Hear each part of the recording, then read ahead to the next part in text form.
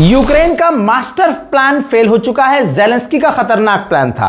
असल में रशिया ने यूक्रेन के बड़े शहर डॉनबास पर कब्जा किया हुआ है और डोनाल्ड ट्रंप भी कुछ ज्यादा इंटरेस्ट ले ही नहीं रहा कि भाई यूक्रेन को उसका इलाका दिलवा दे रशिया से, क्योंकि रशिया मानेगा ही नहीं। तो यूक्रेन ने अंदर ही अंदर चुपके से प्लान बनाया कि एक काम करते हैं, ये डोनबास का इलाका रशिया के हिस्से में है, रशिया ने कब्जा कर लिया है, इसका एक अलग झंडा बनाते हैं, अलग राष्ट्रगान बनाते हैं और जैसे एक देश के लिए, एक स्टेट के लिए कई मुल्कों में अलग अलग राज्यों के अपने अपने झंडे हैं, तो उसने वहाँ भी ऐसे किया। और वो ये रही रिपोर्ट, वो पहुँचा अमेरिका के पास प्लान लेकर और कहा ट्रंप को खुश करने के लिए, हम जो ज़मीन आप आज़ाद करवाएंगे हमारा डोनबास अगर रशिया से, तो हम अपने उस डोनबास के इलाके का नाम बदल कर आपके नाम पर रख देंगे, डॉनी लैंड, यानी डोनाल्ड ट्रंप के नाम के ऊपर डॉनी लैंड नाम रखकर डोनबास का नाम चेंज कर देंगे और इसके बदले बस आप हमारी वो ज़मीन, चाहे वो कुछ भी हो, चाहे जैसा भी हो, हम बस इतना चाहते हैं कि वो रशिया के हाथ में ना हो, हम उस इलाके को आप आज़ाद करवा दीजिए और हम जो है उस शहर का नाम बदलकर डॉनी लैंड रख देंगे डोनाल्ड ट्रंप के नाम पर। आपको पता है उस स्टेट का राष्ट्रगान जो बनाया गया था और जो पूरी प्रेजेंटेशन बनाई गई थी वो चैट जीपीटी से यूक्रेन ने बनवाई थी। अमेरिका को पता चला, ट्रंप ने ज़्यादा रिएक्ट नहीं किया क्योंकि सामने ग्रीनलैंड थोड़ी है, सामने रशिया है, अभी ईरान से पिटा है और रशिया पीटेगा तो ज़्यादा पीट देगा, समझ लो। तो भाई ये प्लान यूक्रेन का फेल हो गया और अमेरिका ने कोई भी इस प्लान में इंटरेस्ट नहीं लिया। सलाम नमस्ते सत श्री अकाल, मैं हूं रज़ा और आप देख रहे हैं रज़ाग्राफी की सबसे खास रिपोर्ट, अंतरराष्ट्रीय प्राइम टाइम रिपोर्ट। एक वीडियो के अंदर पूरी दुनिया की तमाम बड़ी खबर आसान और सिंपल भाषा में आपके सामने। हंगरी में सरकार चेंज हो गई है, नए प्रधानमंत्री आ गए हैं। जो पुराना वाला हंगरी का प्रधानमंत्री था वो और स्लोवाकिया मिलकर यूरोपीय यूनियन जो मदद देना चाहते थे वो वीटो पावर का इस्तेमाल करके मना कर देते थे कि नहीं, यूक्रेन को कोई मदद नहीं मिलनी चाहिए। अब जो नया प्रधानमंत्री आया है, तमाम चीज़ें चेंज हो गई हैं।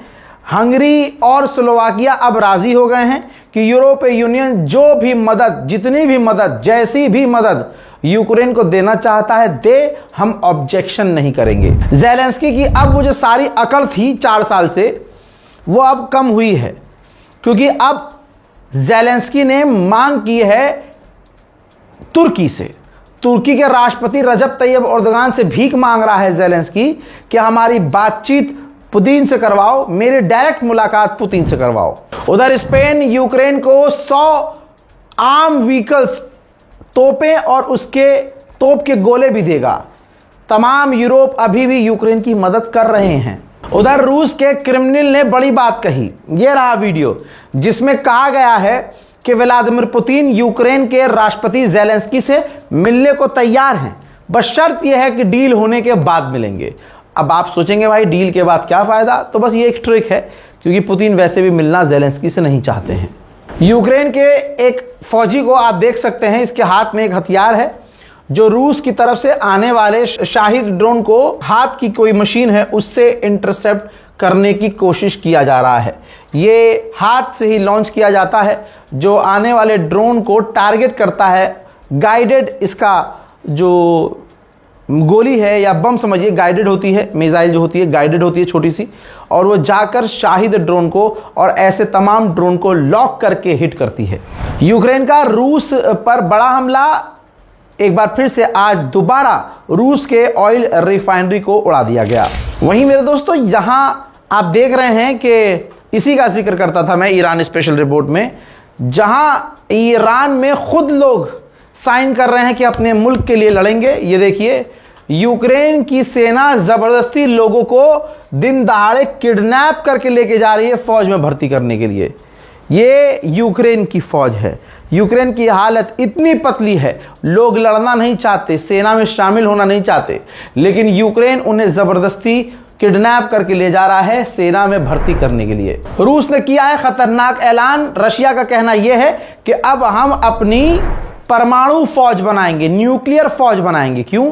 क्योंकि नेटो, यूरोपीय यूनियन और फ्रांस, ये तमाम बड़े बड़े संगठन मिलकर हथियार बिल्डअप कर रहे हैं, परमाणु हथियारों को बनाने की और डेवलप करने की कोशिश कर रहे हैं, तो हम पीछे क्यों रहेंगे। यूरोप रूस के खिलाफ बड़ी तैयारी कर रहा है। तैयारी यह है कि जो भी रूसी फौज में व्यक्ति शामिल होगा, उस रूसी इंसान को यूरोप में एंटर ही नहीं करने दिया जाएगा। तो रूस की एक पाइपलाइन स्लोवानिया और हंगरी जा रही थी। रशिया उस पाइपलाइन से दोनों को और भी आगे देशों को गैस तेल भेजता था। यूक्रेन ने उस पाइपलाइन को उड़ा दिया था, जिसके बाद स्लोवानिया और हंगरी भड़के हुए थे। स्लोवानिया खुद यूरोपीय यूनियन में है और जब भी कोई अप्रूवल फंड पैसा देने के लिए बात आती थी यूक्रेन को, तो वो अपना पावर इस्तेमाल करता था और कहता था नहीं, मैं नहीं चाहता हूं, स्लोवानिया और हंगरी हम दोनों नहीं चाहते हैं कि यूक्रेन को मदद मिले। हाँ, अगर यूक्रेन ने ये जो पाइपलाइन उड़ाई है, अगर उसे वो ठीक कर दे तो हम शांत हो जाएंगे और यूरोपीय यूनियन में हम ऑब्जेक्शन करेंगे नहीं यूक्रेन के खिलाफ।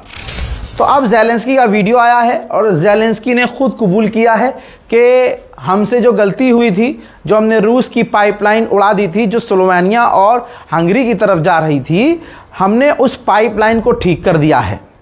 जिसके बाद बड़ा अपडेट ये भी आ गया है कि स्लोवेनिया और हंगरी ऑलरेडी राजी हैं इस गैस पाइपलाइन के बाद। ये जो पाइपलाइन ठीक की है यूक्रेन ने, इसके ठीक करने के बाद राजी हो गए हैं कि हम ऑब्जेक्शन नहीं करेंगे। रूस के राष्ट्रपति व्लादिमीर पुतिन ने एक बार फिर से मीटिंग की और मीटिंग के दौरान उन्होंने साफ तौर से कहा कि हमें पता है ये जंग कैसे खत्म होगी, हमें हर चीज का अंदाजा है और ये साफ है कि जीत हमारी होगी। ज़ेलेंस्की ने कहा है कि अगर तुर्की, नॉर्वे और ब्रिटेन यूरोपीय यूनियन के मेंबर अगर हो जाते हैं तो हमारे पास दुनिया की सबसे मजबूत और खतरनाक फौज होगी। देश का हाल क्या है, कैसा है, किसी से छुपा नहीं है। जिसके पास ससुरा नौकरी है उसकी सैलरी कम है और जिनके पास नहीं है उनकी जिंदगी वैसे ही झंड है। करें तो करें क्या। अच्छी अच्छी नौकरी करने वाले जितना भी कमा रहे हैं, महंगाई की वजह से भैया कम पड़ रही है तनख्वाह, घर चलाना मुश्किल हो रहा है। ऐसे में लोग दूसरा भी काम तलाशते हैं, यार कोई और काम मिल जाए, कोई और तरीका मिल जाए, ज्यादा पैसा कमा लें, थोड़ा यार साइड से कुछ कमा लें, खर्चा पानी तो निकल जाए। लोग अक्सर मुझसे ऐसे पूछते थे, भाई कोई तरीका है। अब भाई कोई जेन्युइन तरीका हो तब बताऊं ना। लंबे समय के बाद एक तरीका है जो मैं आपको बताने वाला हूं, वो भी हलाल तरीका, पूरी रिसर्च के बाद।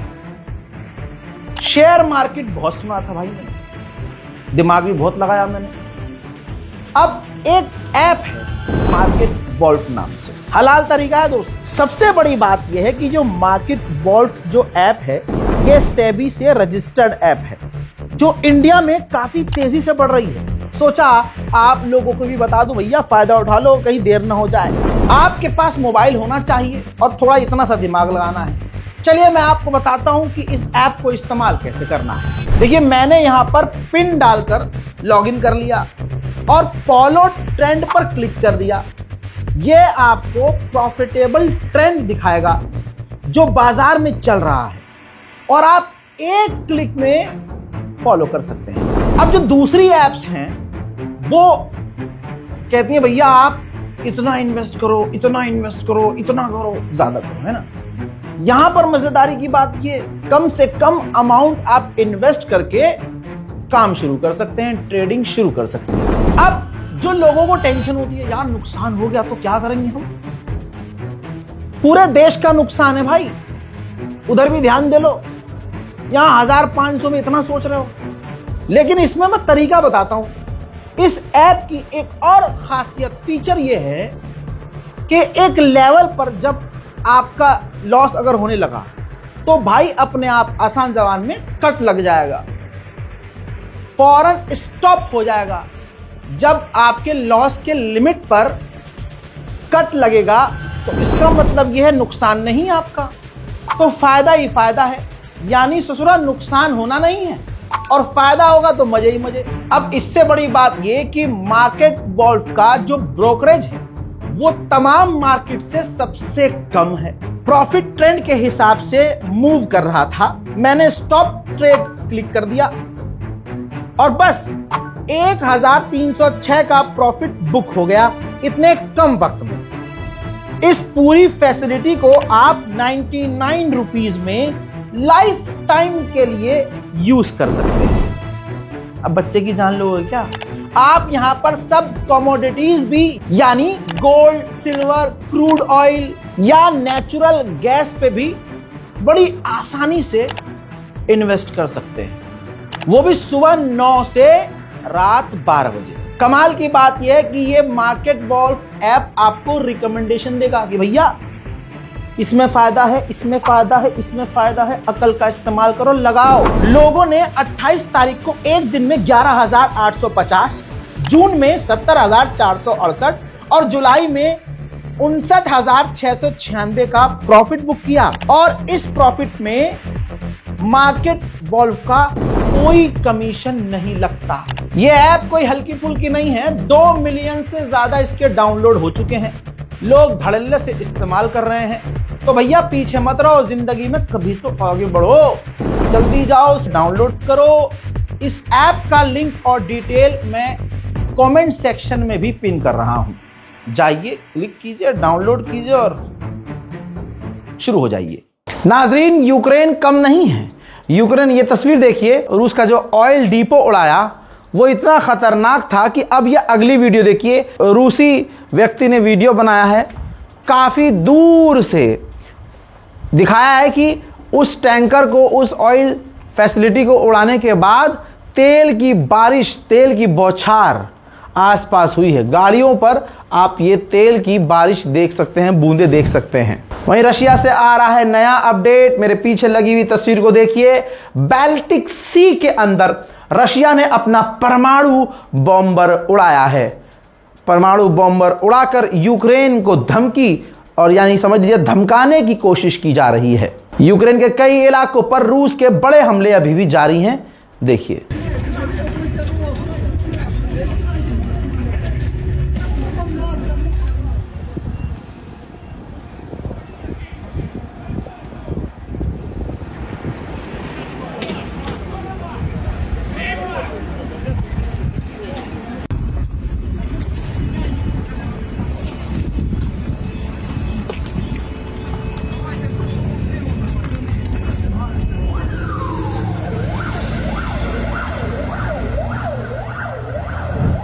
बड़ा खतरा दोस्तों अब पाकिस्तान के लिए भी है। जहां अब पाकिस्तान अपने आप को मजबूत कर रहा था, भारत भी आगे बढ़ चुका है।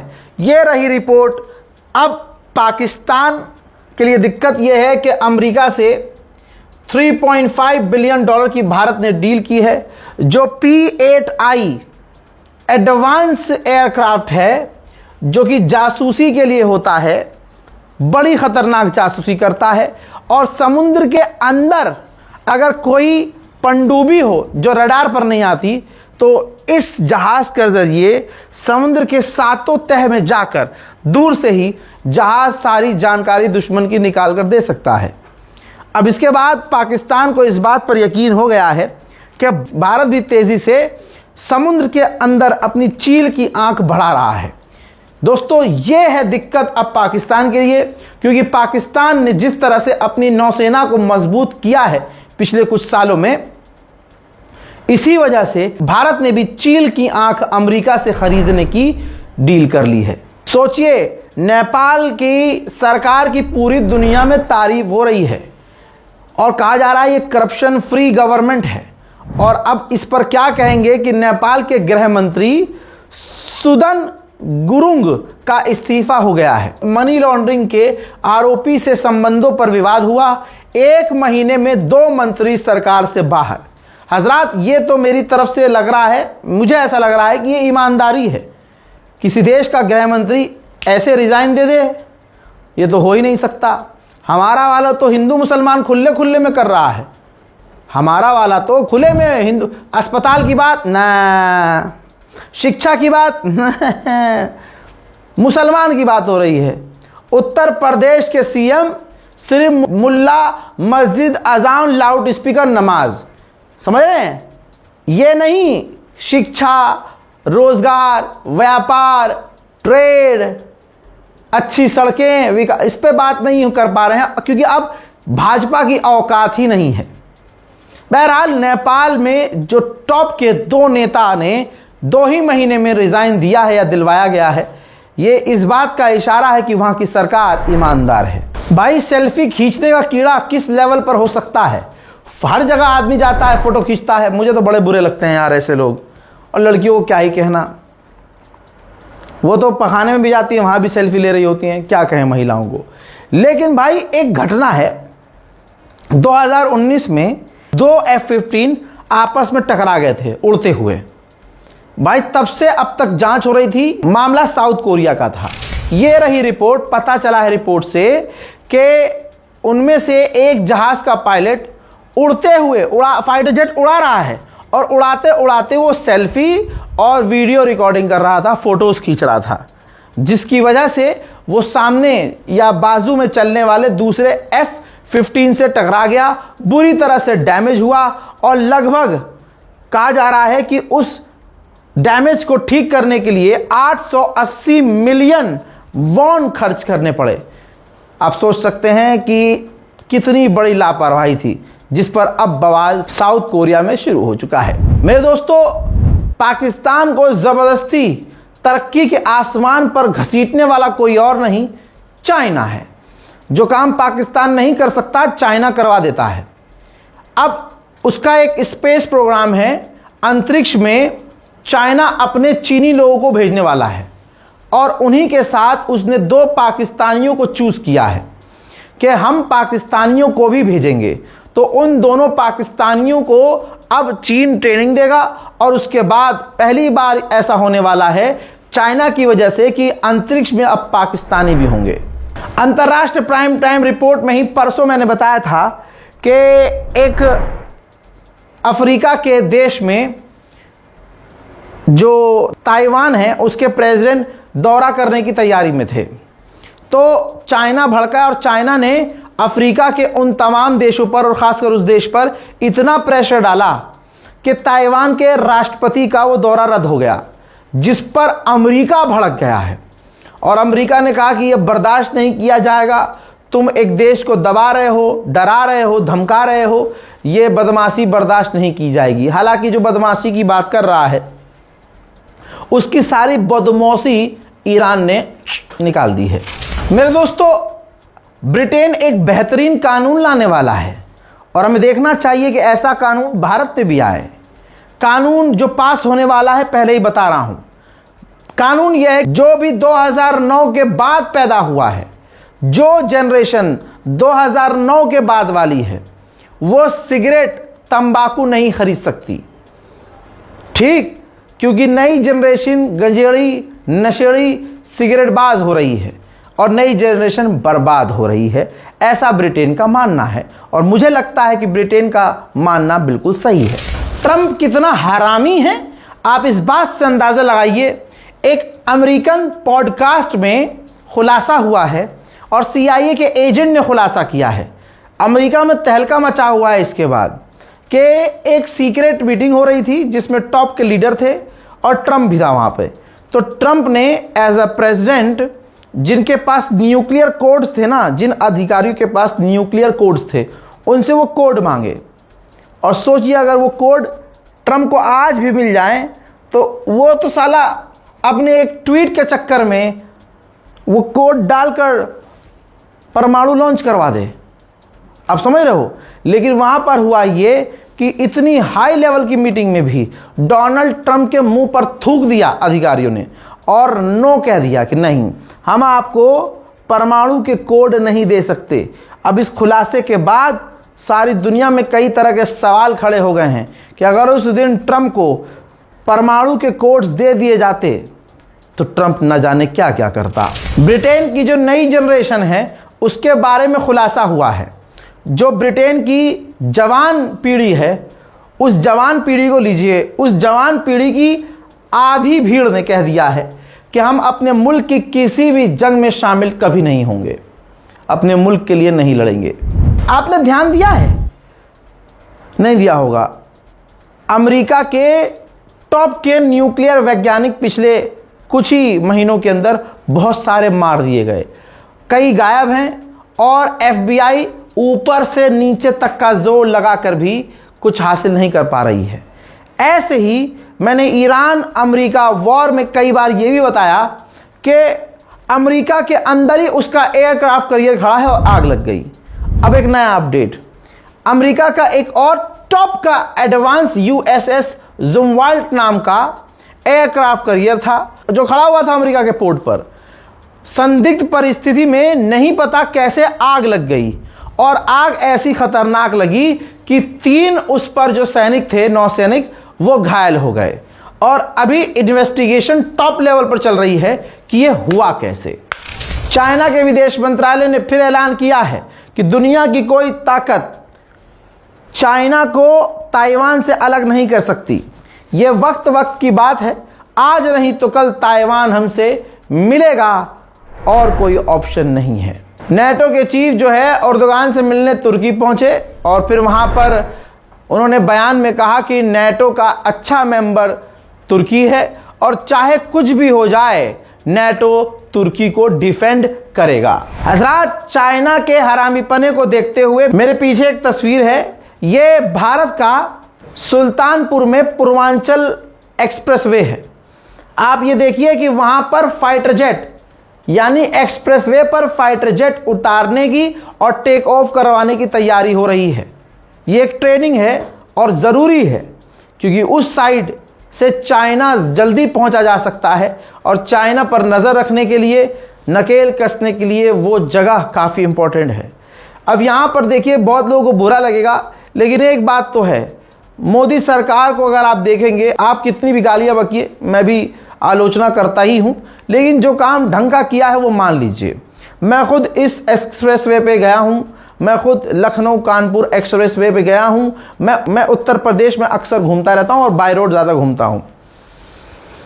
देखिए, पहले की बात भाड़ में गई, 95% उत्तर प्रदेश की जो सड़कें हैं, जो हाईवे हैं, जो मेनली हाईवे हैं, वो काफ़ी बेहतर योगी सरकार ने, मोदी सरकार ने कम से कम ये काम बहुत बढ़िया किया है कि भाई सड़कें अच्छी बनाई हैं।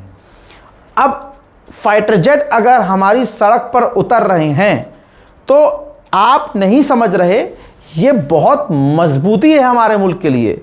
अब मान के चलिए कि सुल्तानपुर में फाइटर जेट उतर रहा है सड़क पर, रोड पर, ऐसे ही दिल्ली में और ऐसे ही पूरे हिंदुस्तान की सड़कें बेहतरीन, मजबूत और चौड़ी होंगी तो हमारे फाइटर जेट, हमारी वायुसेना को कितना आराम रहेगा भाई।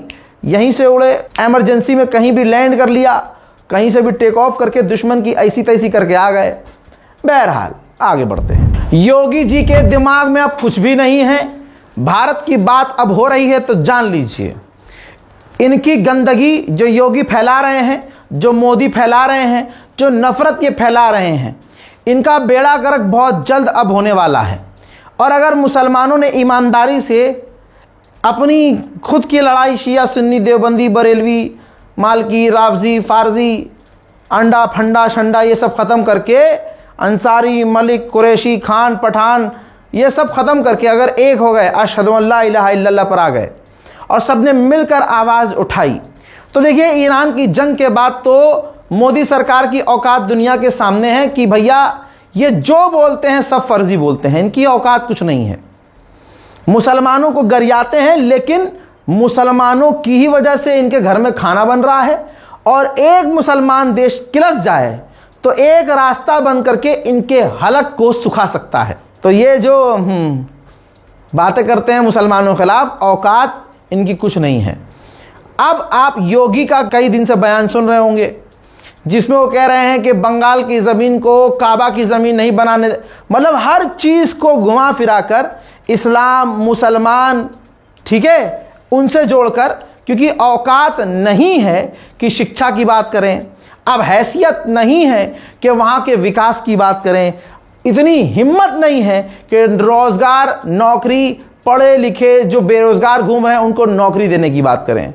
तो वो जो 2014 से सीनों में जहर बोया है हिंदुओं के, अब वो उसका फ़ायदा उठाते हैं कैसे कि बंगाल की ज़मीन को काबा नहीं बनने देंगे, काबा की ज़मीन बनने नहीं देंगे, आलतू फालतू बातें। ये इनके कई तरह से बयान चल रहे थे, कई दिनों से चल रहे थे। लीजिए, अब वो अरब के पत्रकारों तक पहुंच चुके हैं, उन्होंने लिखना शुरू कर दिया है और साफ लिख रहे हैं कि एक्सट्रीमिस्ट है ये आदमी। देख लीजिए, ये है योगी, और क्या कहूं, मानसिकता कितनी गंदी है।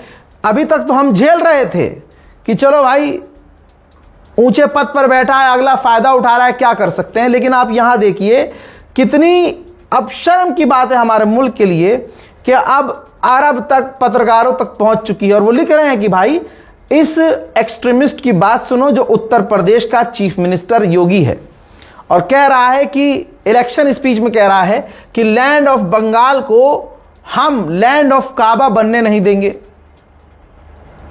पूरा बयान लिख दिया, पूरा बयान लिखा है और वीडियो शेयर किया है 28 सेकंड का। अब ये हमारे हिंदू भाइयों को समझना होगा कि इस मोदी सरकार ने आपको क्या दिया। मुसलमान को तो आप जब मर्जी मार देते हो, है ना, ये चाहते थे आप, यही कहा गया, ये आपको दिया गया। लेकिन आप खुद कहां पहुंचे हो? आपकी औकात सिर्फ इतनी ही बनाई गई है कि तुम मुसलमानों पर बदमाशी कर लो, मुसलमान को मार दो, इल्ज़ाम लगा दो लव जिहाद का, लैंड जिहाद का, टट्टी जिहाद का, पेशाब जिहाद का, मुंह जिहाद का, थूक जिहाद का, हर चीज़ में आगे जिहाद लगा दो। लेकिन वही काम तुम करो तो कोई बात नहीं है। तो बस इतनी ही पावर आपको दी गई है और इससे न प्रभु श्री राम होंगे, न परमात्मा खुश होंगे, न शिव जी खुश होंगे, न लक्ष्मी जी खुश होंगी, न गणेश जी खुश होंगे, न श्री कृष्ण जी। कोई देवी देवता इस काम से खुश नहीं होगा। तो आप देखिए अरब देशों तक अब ये बात जब पहुंचेगी तो जब मोदी जी जाके इसे चिपकते हैं अरब, तो अब वो कहेंगे नहीं भारत की भाई कहीं तो इज्जत छोड़ दो, पाकिस्तान से हमारी लड़ाई, चाइना से हमारा तनाव, बांग्लादेश से हमारे रिश्ते खराब, नेपाल हम पर चढ़ जाता है, तुर्की को हमने दुश्मन माना हुआ है, अजरबैजान से हम सीधे मुंह बात नहीं करते। अरे ईरान को अब धोखा दे दिया, गौरव आर्या को खुला हुआ छोड़ दिया। नोट कीजिएगा, अभी तक भारत के लिए ईरान कितना अच्छा था। जिस दिन, टाइमलाइन चेक कर लीजिएगा, जिस दिन गौरव आर्या ने यानी मोदी सरकार मेहनत कर रही थी बैलेंस करने के लिए कि भैया ना इजराइल नाराज हो, क्योंकि भाई देखिए हमारा मुस्लिम देश नहीं है, ये भी समझ लो मुसलमानों, मुस्लिम देश नहीं है। जो मुस्लिम देश हैं वो इजराइल के खिलाफ नहीं है, तो हमारा तो मुस्लिम देश है ही नहीं। तो हम कैसे अपने प्रधानमंत्री से या राष्ट्रपति से या अपने विदेश मंत्रालय से उम्मीद करेंगे कि भैया ईरान का फुल सपोर्ट करो और इजराइल का विरोध करो? ना ना ना ना, पहले अपने मुल्क को देखो, पहले अरब को देखो, यूएई को देखो। यह भी असलियत हमें जाननी होगी, पहचाननी होगी। हमेशा मोदी सरकार ने ये नहीं किया। अबे जहां जो बात सही है, अगर आप ईमानदार हैं तो आप मोदी जी की आलोचना वहां करो जहां मोदी जी की नीति गलत लगे। अब जो काम मोदी जी कर रहे हैं या मोदी गवर्नमेंट ठीक कर रही है, विदेश नीति ऐसे थोड़ी चलती है। अब आप सोचिए, बस ईमानदारी से सोचिए 2 मिनट के लिए, यह सोचिए कि हमारा मुल्क तो आज़ाद है, यहां बादशाहत है नहीं और मुस्लिम मुल्क ये है नहीं। अब मुस्लिम मुल्कों पर नजर डालिए, सऊदी अरब से, जॉर्डन से, यूएई, इजिप्ट, तमाम देशों को देखिए। बताइए किसी ने ईरान का साथ दिया? तो हम अपने मुल्क से क्यों उम्मीद करें भाई? जो हिंदुत्ववादी मानसिकता की है वो ईरान का समर्थन करेगी और इजराइल का विरोध करेगी। अरे भाई, लेकिन अरब देशों के साथ मोदी जी के संबंध अच्छे हैं। अब इस गवर्नमेंट को यह सोचना चाहिए कि अगर जहरीले बयान दिए जा रहे हैं तो जिन देशों से संबंध ठीक ठाक भी हैं खराब हो जाएंगे। अब आपने देखा कि ईरान भारत के साथ ठीक था, टाइमलाइन चेक कीजिएगा। मेजर गौरव आर्या ने जैसे ही नेशनल टेलीविजन पर आकर कहा कि इजराइल हमारा सगा भाई है, आज तक ये नहीं बता रहा है, कोई इसके पीछे लॉजिक है, तो वो हमें बताए कि इसकी वालिदा वहाँ जाती थी, या ये नेतन्याहू या इजराइलियों को लेके आता था अपनी वालिदा के पास। कैसे ये सगा भाई कह रहा है, हमारा हिंदू समुदाय भी साफ साफ कह रहा है कि भाई इजराइल का हम साथ नहीं देते, हम भले ही ईरान के साथ नहीं हैं लेकिन इजराइल के भी साथ नहीं हैं, ऐसे भी हमारे मुल्क में हिंदू हैं। लेकिन इसने ऐलान कर दिया। अब जब मोदी सरकार खामोश, इसकी बयान खुले कुत्ते की तरह छोड़ रखा है इसे, यह कहीं भी कुछ भी आके जहर उगल रहा है। मोदी सरकार ने ईरान के खिलाफ जहर नहीं उगला, दिमाग में बिठा लेना, इंडियन गवर्नमेंट ने ईरान के खिलाफ जहर नहीं उगला, ईरान के खिलाफ कोई काम नहीं किया, ईरान को छोड़ने का कोई भी ट्राई नहीं किया कि छोड़ दो इसे।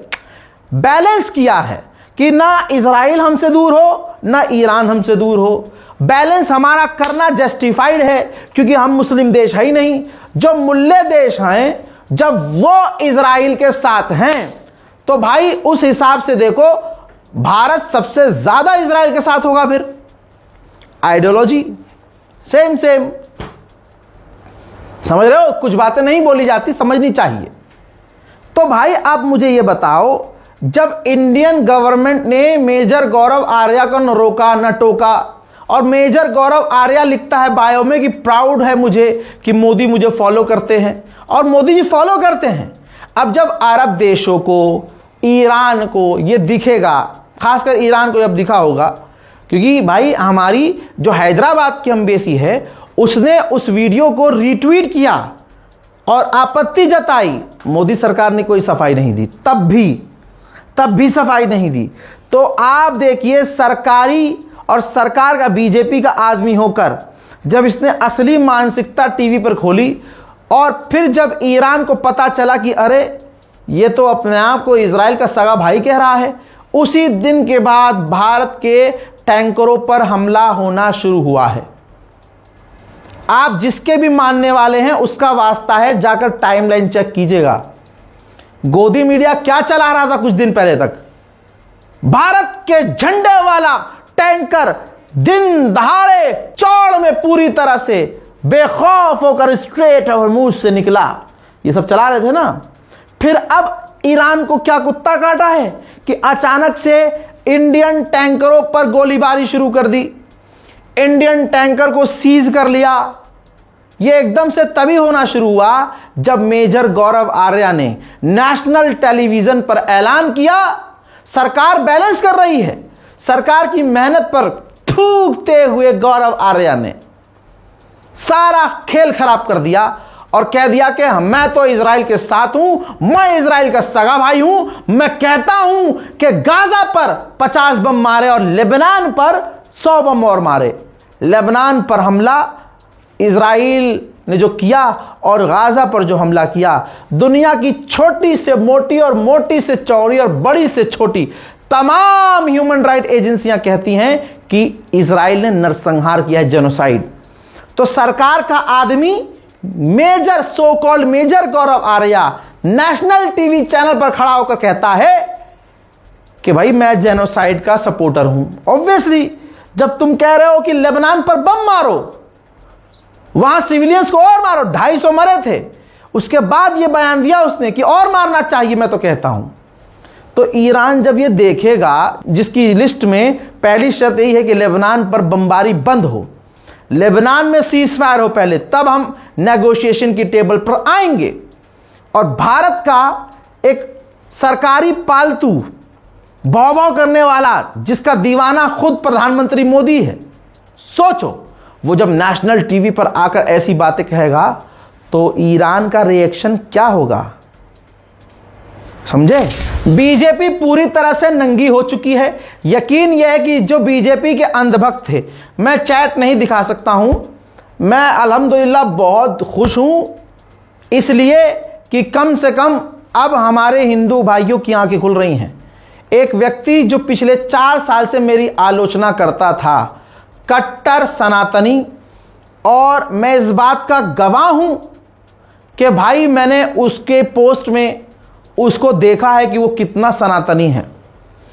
वो बेचारा मोदी भक्त इतना था, मोदी सरकार तो फ्रॉड करती है कि हम हिंदुत्व वाले हैं, अब उनको फॉलो करते करते उनसे ऊपर जाने के चक्कर में ईमानदारी से जो उनके भक्त जन हैं वो जेन्युइन हिंदू रहे, बने हिंदू कि नहीं भाई मोदी सरकार कह रही है तो हाँ हम तो अब खुल के आरती करेंगे, खुल के ये करेंगे, वो जो भी उनके दिमाग में है। लेकिन बंगाल में जो जाकर बीजेपी का चेहरा खुला है, हमारे हिंदू भाई बीजेपी वाले खुद अंधभक्त शौक में हैं। बंदा जो 4 साल से मेरी आलोचना करता था वो मुझे मैसेज करता है कि भैया हम आपकी बातों से सहमत तो नहीं करते, लेकिन आपकी कुछ कुछ बातें अब हम साबित होते देख रहे हैं। अगर हमारी किसी बात से, जो हम पिछले कई साल से आपको खाली डीएम में गालियां भेजते थे, अगर आपको मेरी उन गालियों से जाहिर से बुरा तो लगा था मुझे, उन्होंने कहा कि अगर हमारी उन गालियों से आपको ठेस पहुंचा है तो हम क्षमा प्रार्थी हैं। ये अब हिंदू जाग रहा है, ये होता है भाई। अब उनको सत्य और असत्य की पहचान हो रही है। कैसे? जो नफरती नेता है हेमंत बिस्वा, मुंह से सच निकल गया भाई। सुनना चाहते हो? देखो। कामाख्या का मंदिर में डेली 100 से ज्यादा बलि होता है मटन का, गाय का। सारी उम्र में जो कर... इतना ही नहीं, सच ऐसे खुल रहा है परत दर परत। इधर आते हैं तो मुसलमानों की मुर्गे की दुकान भी बंद करवा देते हैं, बंद करो। कोई मछली बेच रहा होता है वो बंद करवा देते हैं। अब बीजेपी, अरे नाली के कीड़ों, जो मुसलमानों को गालियां बकता है, भाजपा के इस हरकत पे जवाब दो। वहां जाकर वो मछली खा रहे हैं। अनुराग ठाकुर को आप देख चुके हैं, मछली ऑन कैमरा ठोक कर खा रहा है अगला आदमी।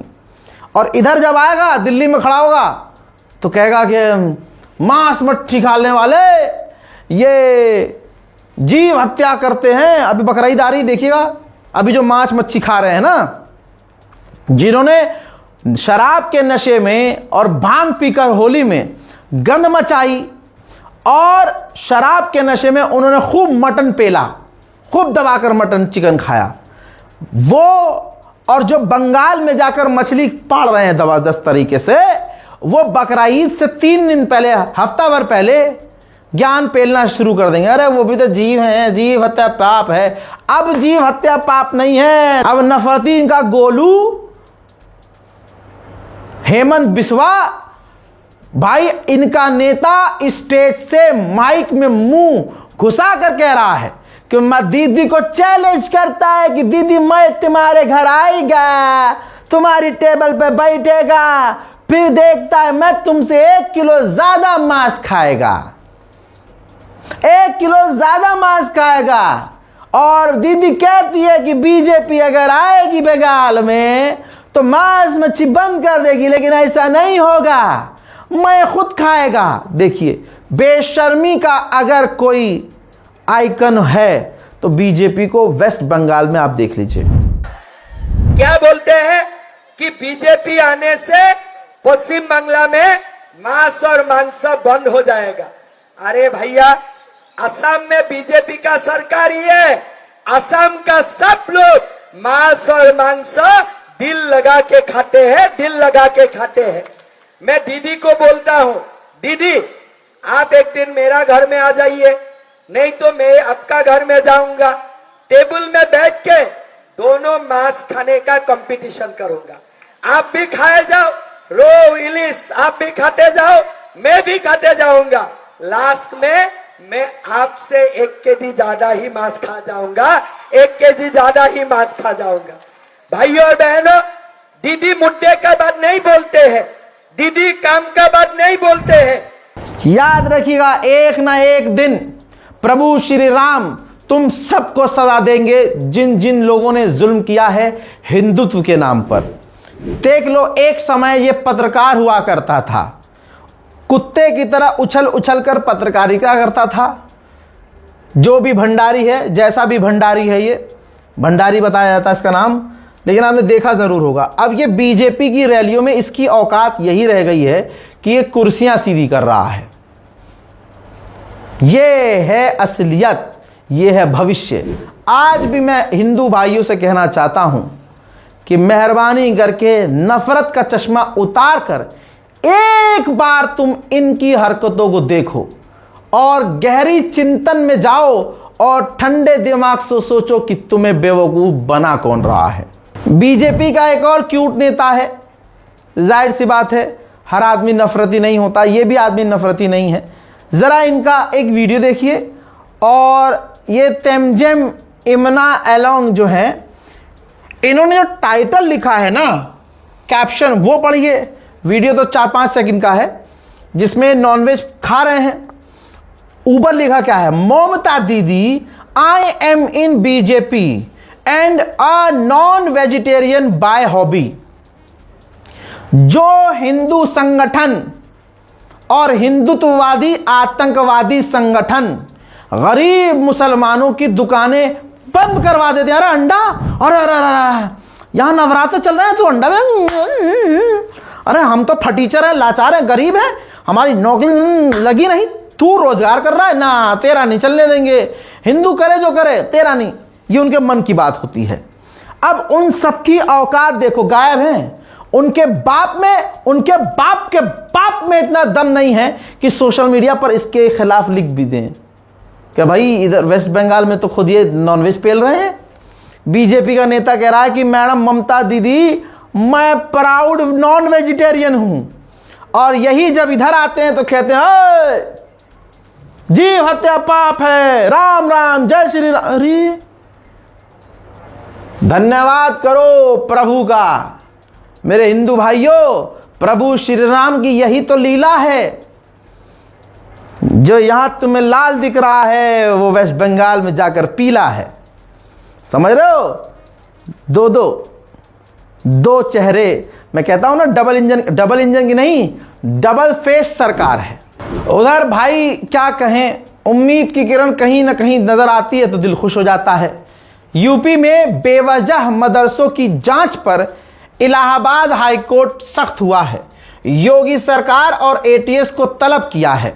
बस दुआ अब यह है कि योगी जी जज पर न भड़क जाएं और जज कहीं इधर उधर न हो जाए।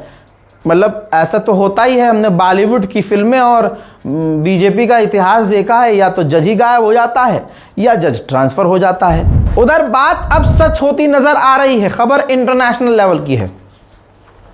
3 दिन पहले मैंने बताया था कि नेपाल की जो नई सरकार आई है वो सख्त हो गई है, और जो 100 रुपये से ऊपर का सामान नेपाल के अंदर लेके भी आ रहा है तो उस पर कस्टम ड्यूटी लगा रही है। तो जरा इस वीडियो को देखिए। भाई औरतों के साथ बदतमीजी हो रही है।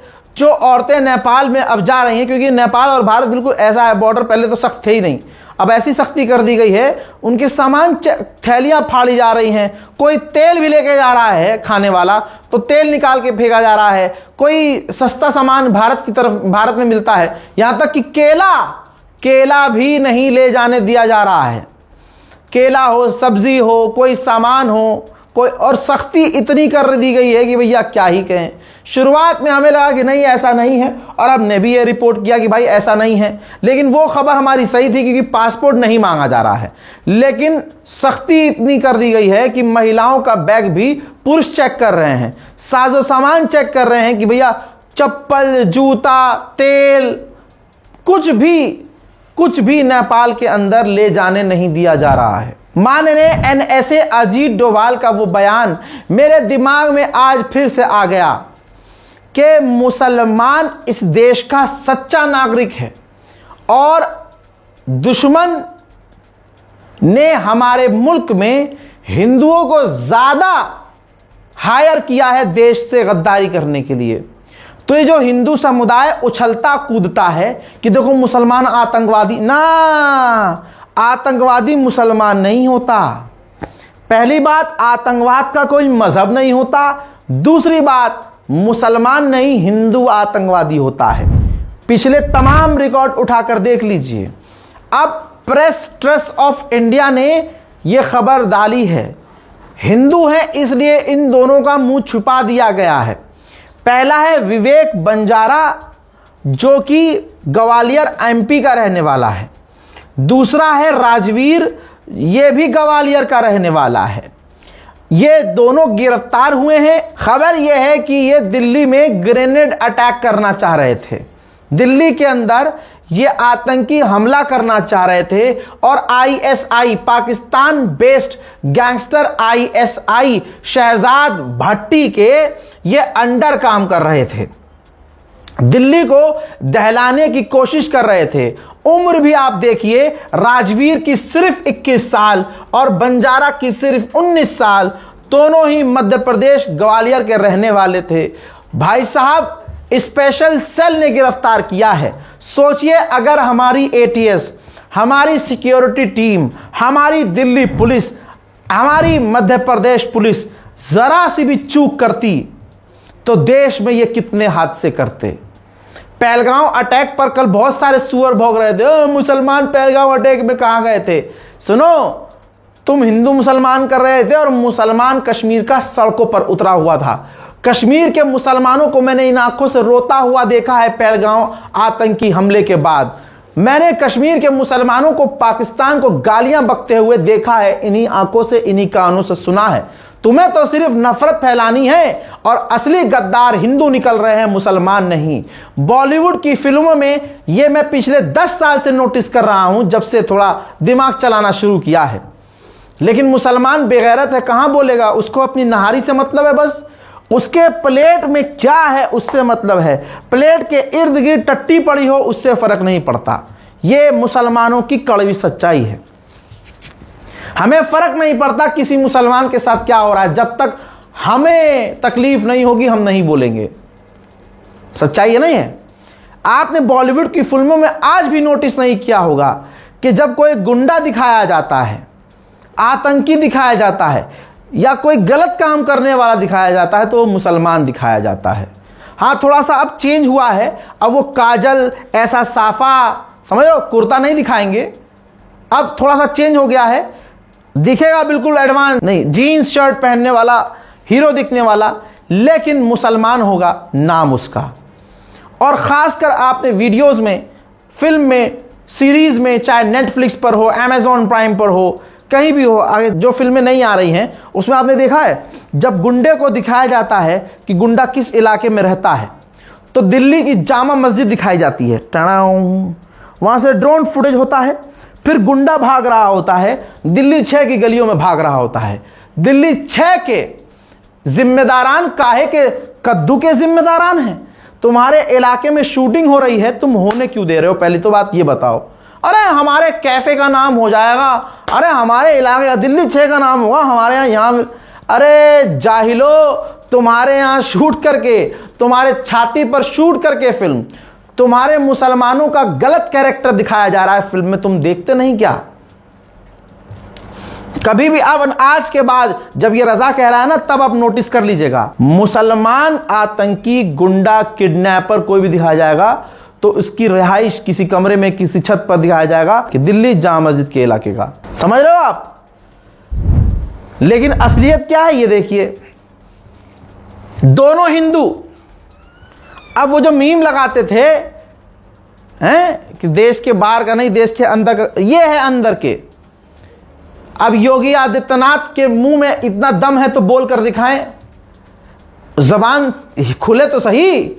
अब मोदी जी कहें कपड़े से पहचाने जा सकते हैं।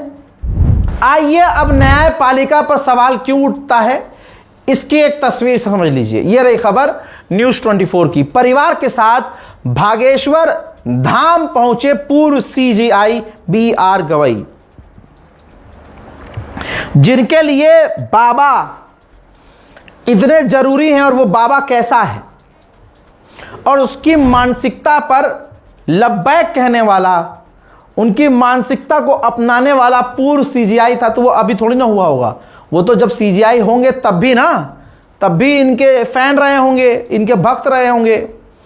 तो आप सोचिए, वो सीजीआई थे, अब इनके अंडर मुसलमानों को या दूसरों को क्या ही इंसाफ मिला होगा। अब बिजनौर का मामला सुन लीजिए, बिजनौर का मामला सुनिए, बहुत जरूरी है। भाई आपकी स्क्रीन पर मैंने चेहरा ब्लर कर दिया है। उत्तर प्रदेश बिजनौर का मामला है। मुस्लिम लड़की कशिश और उसका बॉयफ्रेंड हिंदू जिसका नाम राहुल था। दोनों एक दूसरे से प्यार करते थे और रिलेशनशिप में थे 4 साल से। माँ बाप को, जो कशिश के माँ बाप थे, उनको जाहिर सी बात है ये रिश्ता पसंद नहीं था। शादी के लिए मना कर दिया था, लड़की पीछे हट गई थी कि भैया अम्मी अब्बू नहीं मान रहे हैं। राहुल कशिश के घर पहुंचा और उससे कहा कि मुझसे शादी करो। उसने मना कर दिया कि मैं नहीं करूंगी। माँ बाप को मारिए गोली। आजकल तो लड़कियां खुद ही पीछे हट जाती हैं, मजा लेके पीछे हट गई। लड़के भी ऐसे होते हैं, लड़कियां भी आजकल की ऐसी हैं भाई, जेनजी जनरेशन है। जब कशिश ने मना कर दिया कि मैं शादी नहीं करूंगी, तो राहुल ने कशिश को चाकू से गोद कर कत्ल कर दिया। ठीक है। 1 साल पहले राहुल कशिश को हरिद्वार लेकर गया था। तो जब मां ने, कशिश की मां ने उसे जेल भेज दिया था राहुल को, तो कशिश जो थी ना, उसमें इतनी बेचैनी थी कि वो राहुल से मिलने जेल जाया करती थी। राहुल के घर वाले इस रिश्ते के खिलाफ थे। देखिए, राहुल के घर वाले भी इस रिश्ते के खिलाफ थे, जिसकी वजह से उन्होंने राहुल से नाता तोड़ लिया था। राहुल पिछले 1 साल से अपने घर में नहीं गया था, अलग रह रहा था। अब विवाद की वजह क्या थी? शादी तय होना बहुत मुश्किल था। राहुल को पता चला कि कशिश के घर वालों ने उसकी शादी कहीं और तय कर दी है, जो 2 महीने बाद शादी होने वाली थी उसकी गर्लफ्रेंड की। फिर दूसरा मामला है, पॉइंट यह है कि कर्ज का मामला था। राहुल ब्याज पर पैसे देने का काम करता था। कशिश के पिता ने राहुल से काफी पहले पैसे उधार लिए थे। पैसों की वसूली के सिलसिले में घर में आने जाने के दौरान राहुल और कशिश की दोस्ती प्यार में बदल गई थी। यह भी पॉइंट पे आप समझ लीजिए। इस पॉइंट पर आपको क्या समझ में आया कि भाई जो राहुल था उस मुस्लिम घर में कैसे आना जाना कर पाया? क्योंकि भाई वो देता था पैसा ब्याज पर, और कशिश के अब्बा जो हैं उससे उधार लिए थे। तो वो अपना उधार लेने के बहाने राहुल जब आना जाना घर में होता है तो कशिश जो एक नाबालिग थी उसको पटा लेता है। क्या इसमें राहुल की सारी गलती होगी? वो नाबालिग थी तो क्या उसका दिमाग नहीं था? हैं? बोल दूंगा तो बुरा लग जाएगा भाई साहब, बहुत खतरनाक वर्ड है, बोलूंगा नहीं, क्योंकि वो बेचारी है भी नहीं। और क्या बेचारी, आप सोचिए, अभी जिंदगी में कुछ किया नहीं है, ठीक से उगी नहीं है, लेकिन राहुल की जगह रिजवान भी होता तब भी तो गलत होता। खैर, यहां सेटिंग हो गई उनकी, यह वजह है। आप आज देखिए, चाहे हिंदू हो मुस्लिम हो, आज जो बेगैरत परिवार हो चुका है, बाप बेगैरत हो चुका है, माएं बेगैरत हो चुकी हैं, भाई जलील हो चुके हैं। अपने घर में बाहर के लड़कों को किसी न किसी बहाने से आने दोगे तो आज नहीं तो कल ऐसा ही होगा। बात हिंदू मुसलमान की नहीं है। अब आप देखिए लड़की के घर वालों की हरकत।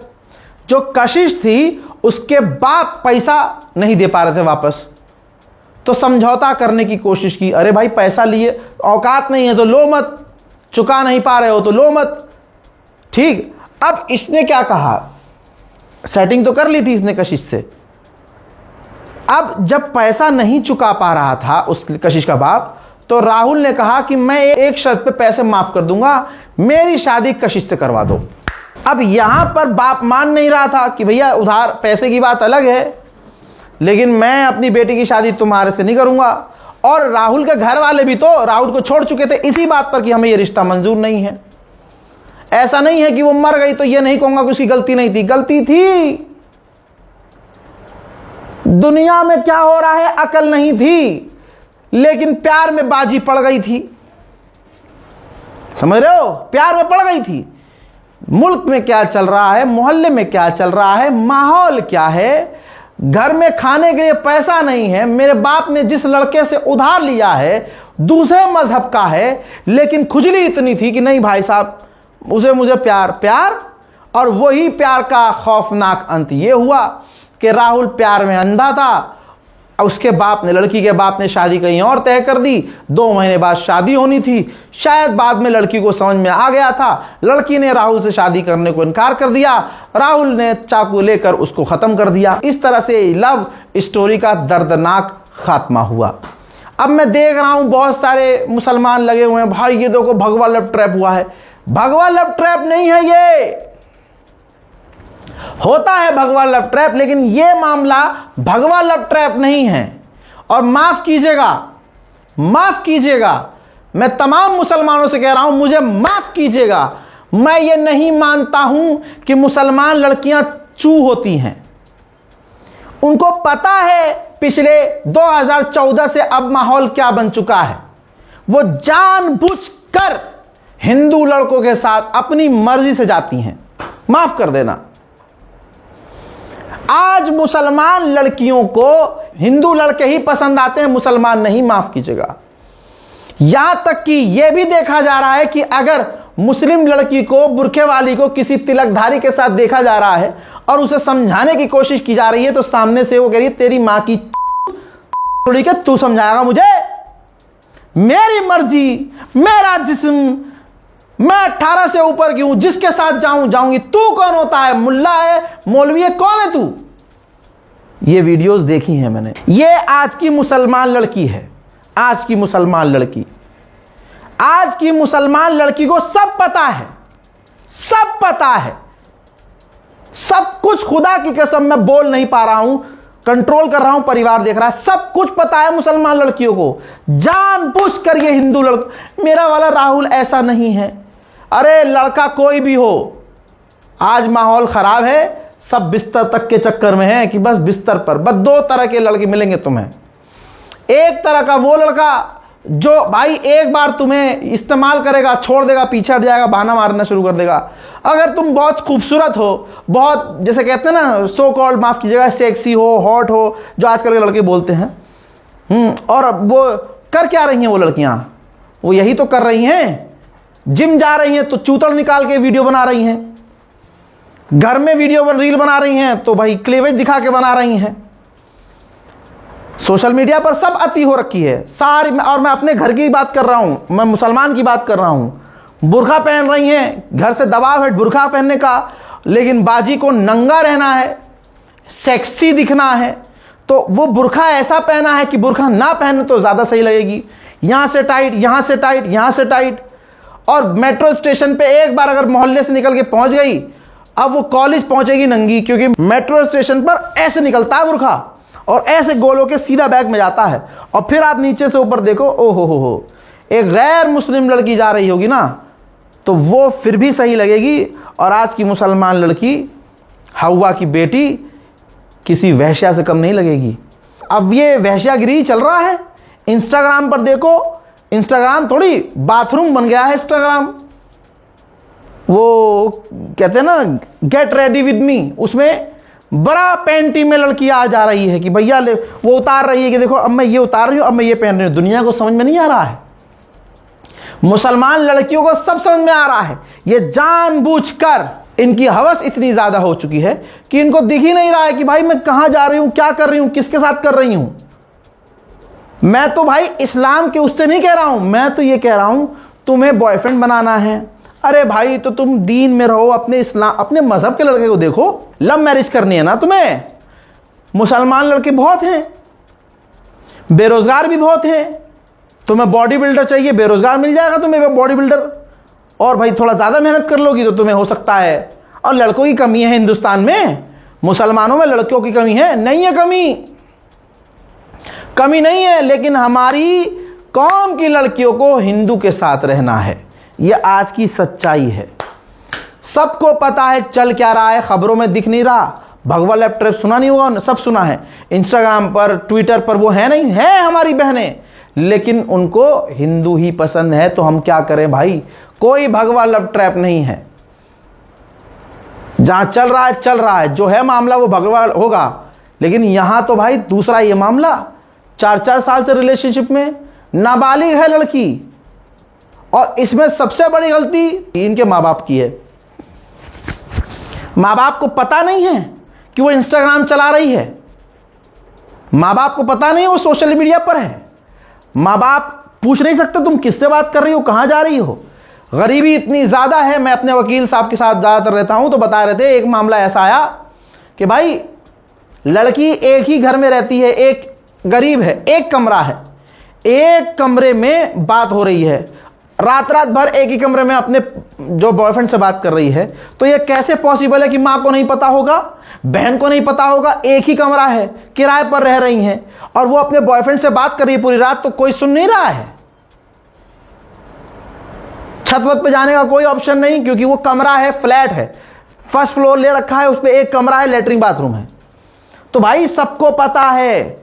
हमारे ही वकील साहब ने 10 मैटर बता दिए कि भाई अब तो ये और चल रहा है कि माएँ कह दे रही हैं अब बेटा अपने आप लड़का पटा लो, क्योंकि ऐसे तो दहेज देना पड़ेगा, बिना दहेज वाला कोई मिल नहीं रहा है। और लड़के भी इतने हरामी, उन्हें भी चाहिए दहेज में थार। सच्चाई सुनते जाओ। आज जब ये बात आई है तो सच्चाई पूरी सुनो। तो माओ ने कह जानबूझ के ढील दे देती हैं। अच्छा, वो अम्मा से कह दिया अम्मी कंपनी में काम करता है, अम्मी कंपनी में बिजनेस है, बिजनेस खुद की दुकान है, जाफराबाद में खुद की दुकान है, सीलमपुर में तो खुद की दुकान है इनकी, और मुंबई से माल लेने खुद जाता है अम्मी, चाइना से माल आता है। अच्छा अच्छा अच्छा, कर। और फिर जब वो अपने अम्मा से बात कराएगी तो अम्मा नखरे करेगी, नहीं यहाँ नहीं भैया, हम तो ऐसे घर के ना है भैया, हमारे ना होती शादी, ऐसा हमारे लव मैरिज पम मैरिज ना होती, ना हम नहीं करें। सख्ती दिखाएगी। सामने वाला लड़का क्या कहेगा कि अरे मम्मी अम्मी खाला जो भी मैं आपको बोलूँ, 1 रुपया भी नहीं चाहिए, 2 जोड़ी कपड़े में भेज देना, वो कपड़े भी मैं ही भेजूँगा, मुझे शादी बस। ये सब भाई दुनिया, कभी कभी मुझे एहसास होता है कि भाई रहने लायक नहीं है दुनिया भाई साहब, हर जगह फर्जीवाड़ा। तो दोस्तों अपनी बहनों पर, मैं खास भाड़ में जाए ये सब, मैं तो माँ बाप से कह रहा हूँ, बुजुर्ग घर वालों से कह रहा हूँ। और अगर कोई बहन देख रही है, कोई लड़की देख रही है, तो मैं उससे कहूँगा कि थोड़ा सोच समझ के। मैं ये नहीं कह रहा हूँ, देखो मैं फिर से कह रहा हूँ, मैं कुरान, दीन, हदीस, मौलाना, इन सब की बातों को किनारे करके तुम्हारे ही सर्कल का होते हुए बोल रहा हूं। यह समझो तुम्हारा दोस्त, तुम्हारा अच्छा चाहने वाला तुम्हें समझा रहा है कि देखो जो करना है करो, लेकिन उसकी एक रेड लाइन बना लो कि भाई हमें दूसरे समुदाय, हिंदू समुदाय, ईसाइयों से रिश्ते नहीं बनाने हैं भाई, माहौल नहीं है वो। और जिसने बनाए हैं उनकी हरकत देख लो, उनकी जिंदगी में अजाब देख लो, परेशानी देख लो। तुम्हें तड़प है दिल में बॉयफ्रेंड बनाने की, शादी करने की, या घूमने फिरने की, दोस्त बनाने की, ठीक है भाई, तुम्हें बनाने भी हैं तो मुसलमान लड़के देखो, उधर मत जाओ, वहां से यू टर्न का रास्ता नहीं है।